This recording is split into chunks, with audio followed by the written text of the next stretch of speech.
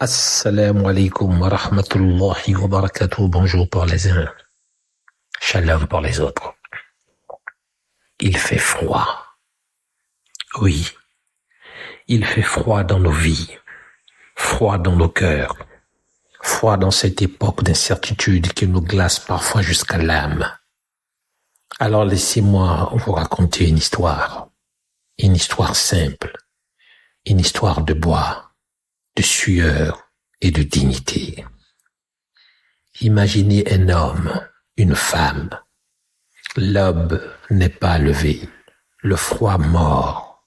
Mais cette personne se lève, elle sort, elle marche dans la brume glacée, elle cherche son bois, elle le trouve, elle le ramasse, bûche après bûche.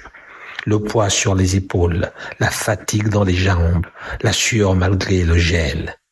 Pourquoi cette peine? Pour trois raisons. Trois raisons qui changent tout. La première raison, pour vivre.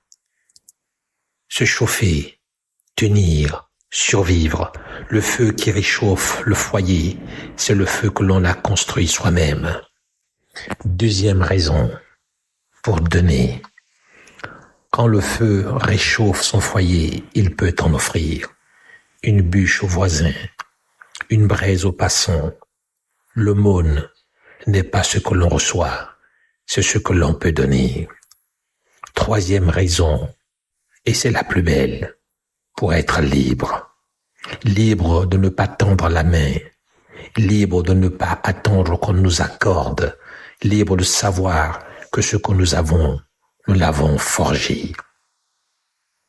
Mais comprenons-nous bien, mes amis, ce bois, ce n'est pas que du bois, c'est une métaphore de la vie. Le bois que nous ramassons, ce sera le savoir que nous acquérons. La sueur que nous verserons, ce sera l'effort que nous consentirons. Le feu que nous allumerons, ce sera la dignité que nous conquérons. Et voici la vérité qui doit nous habiter. Mieux vaut allumer sa propre flamme que mendier la chaleur d'autrui. Mieux vaut porter son propre fardeau qu'espérer qu'on ne le porte. Mieux vaut construire sa propre force qu'attendre qu'on nous la concède. Alors je pose la question, qui est plus libre? Celui qui attend qu'on lui donne ou celui qui peut donner? Qui est plus digne? Celui qui mendie une bûche ou celui qui en offre une? Qui est plus fort? Celui qui dépend du bon vouloir d'autrui ou celui qui dépend de sa propre détermination? La réponse, vous la connaissez. La réponse, elle est en vous. La réponse, c'est l'action. À ceux qui luttent ce matin, votre bois vous attend. À ceux qui doutent ce soir, votre force dort en vous. À ceux qui désespèrent cette nuit, votre feu n'attend qu'une étincelle. Ne demandez pas qu'on vous réchauffe, ramassez votre bois. Ne demandez pas qu'on vous éclaire, allumez votre feu. Ne demandez pas qu'on vous libère, libérez-vous. Car voyez-vous, mes amis, il y a deux humanités. L'humanité qui attend, qui espère, qui supplie, qui dépend. Et l'humanité qui agit, qui construit, qui partage, qui se tient debout. Entre ces deux humanités, il n'y a qu'un pas dans le froid, un pas vers la forêt, un pas vers soi-même. Ce pas, personne ne peut le faire à votre place. Ce pas, vous seul pouvez le décider.